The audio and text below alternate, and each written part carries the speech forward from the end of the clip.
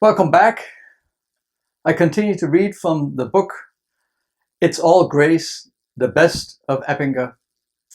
And today's next story is entitled Little Things. Why do so many people race each other to the next red light, only to abide their time there and repeat the contest all over again the split second the light turns green? Why are we in such a hurry? Speed kills, says a sign on a wall in the local police station. But driving under the speed limit, a rarity, is almost as dangerous. A police officer stopped a lady for driving 18 miles an hour in a 30 miles per hour zone. "I was going the speed limit," she said, pointing to a sign that said 18. "But lady," responded the officer, "that is a route number. Before I let you go, tell me, why do all your passengers look so frightened?" The lady behind the wheel explained. "They'll be all right in a minute. You see, we just got off Route 92.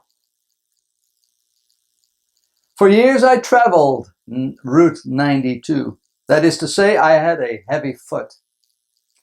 Arriving at a new charge in a strange town, I yelled, 'Tortoise!'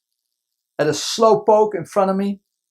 I'm thankful he didn't hear me, since he turned out not only to be a member of my church, but he also wrote my checks. He was the treasurer. I still get a bit impatient with slowpokes in front of me, but nothing approaching road rage.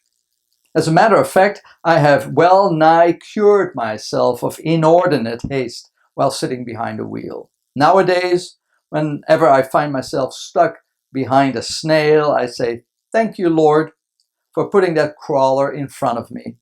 Without him holding me up, I might get a speeding ticket or experience something worse, like maybe an accident."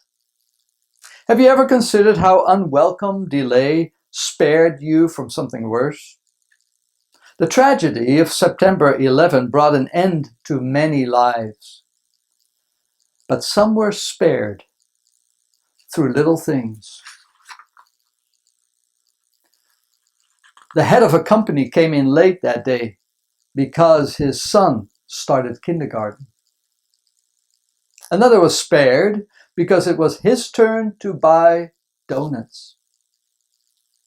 One woman was late because her alarm clock didn't go off on time. One was late because he got stuck on the New Jersey Turnpike because of an accident. One missed his bus.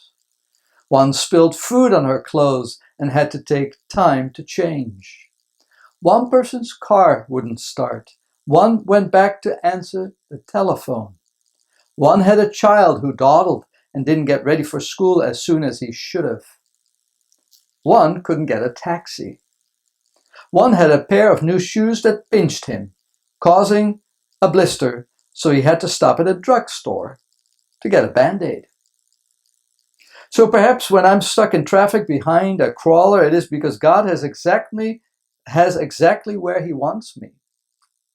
What an influence little things can have, not only on people, but also history. Robert Bruce, the George Washington of Scotland, pursued by his enemies who sought his life, took refuge in a cave. As soon as he entered it, a spider began to weave its web across the entrance. His pursuers never examined that cave, because as they said, quote, "If Bruce was in it, the web would have been broken."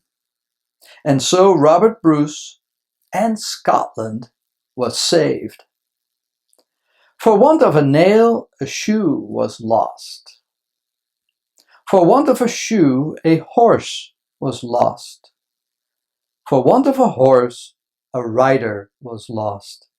For want of a rider, a battle was lost. For want of a battle, a war was lost. For want of a war, a country was lost. And all because of the loss of a nail? Such a little thing. In providence, is providence involved in all of those little things?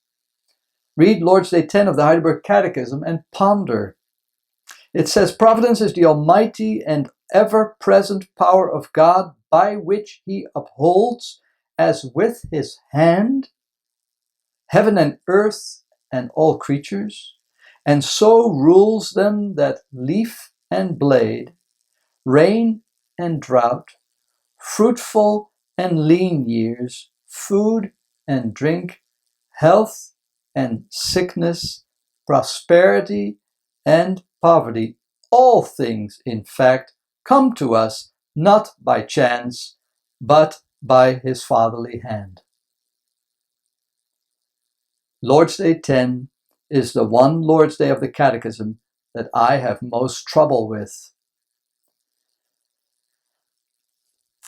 When, say, I must bury a little girl hit by a car. I do not doubt the doctrine of providence, but even in the little things, it is too deep for me. But I'd rather have this doctrine than be without it. Meanwhile, why not read this article over again before you go out? It will delay you only 5 minutes, and who knows, spare you from being hit by a meteor. Thank you for your attention. Have a great day. This is Chaplain Fritz Harms at Bethany Home in Ripon, California.